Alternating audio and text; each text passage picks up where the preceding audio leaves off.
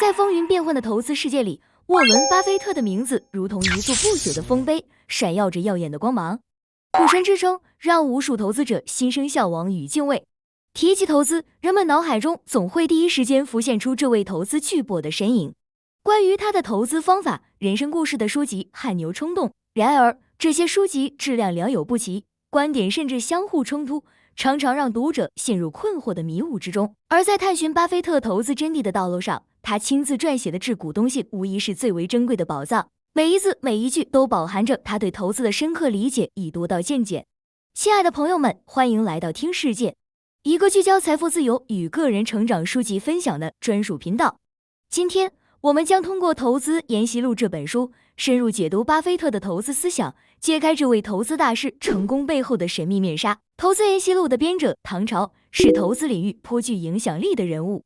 他凭借卓越的投资眼光与智慧，实现了财富自由，毅然告别职场，投身于健身、阅读与投资的惬意生活之中。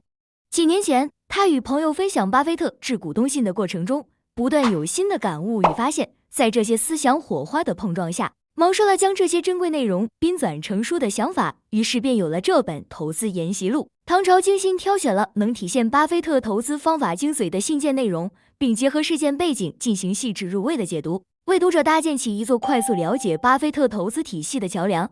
考虑到巴菲特后期投资模式倾向于整体收购或溢价一次性买入，对普通投资者借鉴意义有限，本书选取的信件时间跨度为1956年至1999年，这段时期涵盖了巴菲特投资思想不断演变与成熟的关键阶段。1956年，26岁的巴菲特在家乡欧马哈创办了自己的合伙基金，开启了他波澜壮阔的投资生涯。彼时，基金的投资人多是他的亲戚朋友，他掌管着决策权。在资金规模较小的情况下，他选择了烟蒂股作为投资方向。所谓烟蒂股，是指那些实际价值高于市场估值的上市公司股票，这类股票往往蕴含着巨大的上涨潜力。在具体操作上，巴菲特采用分散投资策略，不把鸡蛋放在一个篮子里，而是持有多只烟蒂股，耐心等待价值回归。这一投资方法看似简单，实则暗藏玄机，考验着投资者的定力与智慧。大多数人在面对股票涨跌时，往往难以保持理性。股票下跌，心中便焦虑不安，慌忙抛售；股票上涨，又贪念作祟，期待更高收益，迟迟不愿出手。而巴菲特却有着截然不同的投资理念。他在1956年致股东信中明确表示，不预测股市涨跌或经济波动，并直言若有人认为他能做到，那么巴菲特合伙基金并不适合对方。正是在这一原则的指引下，他在股票下跌时稳如泰山，一旦股票上涨，便果断卖出，从不为错过后续的涨幅而后悔。在烟蒂股投资策略的实践中，巴菲特创造了诸多经典案例，桑伯恩地图公司便是其中之一。桑伯恩地图公司是一家有着70-80年历史的老牌地图公司，主要为保险公司绘制精细的城市建筑地图，辅助评估火灾隐患，同时通过投资债券等副业盈利。然而，到了20世纪50年代，随着行业变革，保险公司无需依赖其产品也能完成测评，公司业绩一落千丈，主业与副业利润比例颠倒，经营陷入混乱，股价持续下跌。1958年，巴菲特敏锐地察觉到这只烟蒂股的价值，大量买入股票，凭借持股优势进入董事会。他积极游说其他董事，推动地图业务与债券投资业务分离，成功让公司重焕生机，自己也收获了丰厚的利润。靠着烟蒂股投资，巴菲特的事业蓬勃发展。1961年，他的个人财产突破100万美元，实现了同年成为百万富翁的梦想。公司管理的资金也达到数百万美元。然而，一次投资经历却让他开始反思这一投资策略。同年，他收购了邓普斯特农具机械公司，这家有着80多年历史，在当地颇具名气的公司，因电力推广冲击，股价下滑。巴菲特看好其基础，拿下大量股票，成为公司掌控者，并提出一系列改革策略。他更换 CEO， 推动公司进行大刀阔斧的改革。虽然公司很快转亏为盈，股价上涨，但裁员举措却在当地引发强烈不满，居民游行抗议，将他视为吸血鬼、黑心资本家，甚至发起赶走巴菲特运动。最终，当地政府和居民筹资收回公司。尽管从经济收益看，巴菲特赚了230万美元，但此次事件给他带来了巨大的声誉冲击。促使他开始重新审视烟蒂股投资方法的局限性。随着资金规模的不断扩大和名气的日益增长，巴菲特逐渐发现烟蒂股投资策略遭遇瓶颈。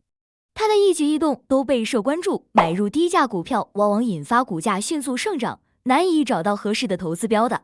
1966年，他尝试收购科恩百货公司，以烟蒂股投资思路打包全部股票。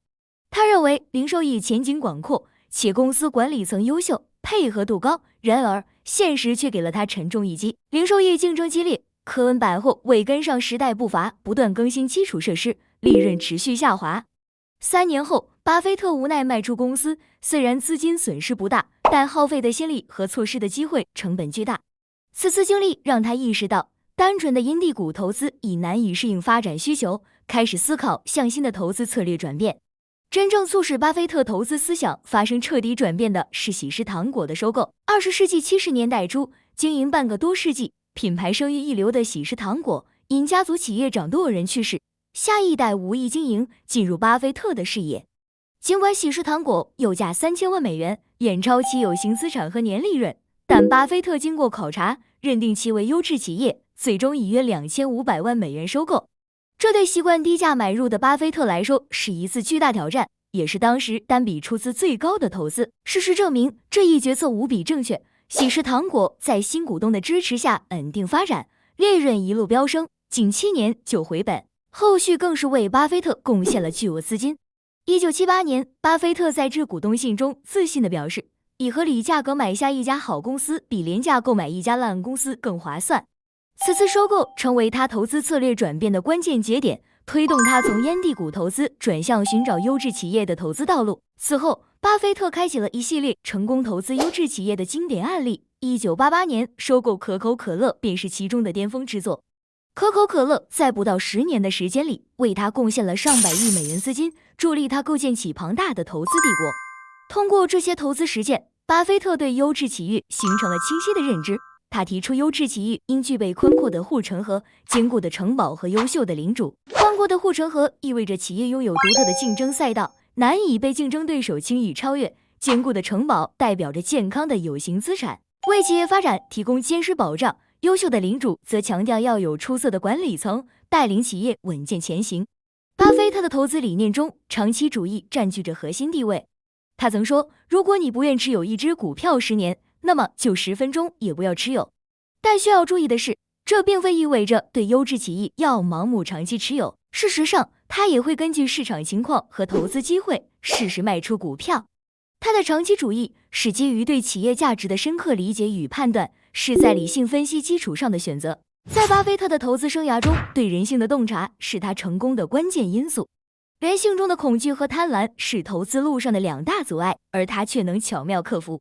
投资烟蒂股时，面对股价波动，他能克制恐惧与贪婪，理性决策；转向优质企业投资后，他也能不受情绪左右，客观看待企业的发展起伏。投资本质上是一场与人性的博弈，克服人性弱点，方能在投资领域脱颖而出。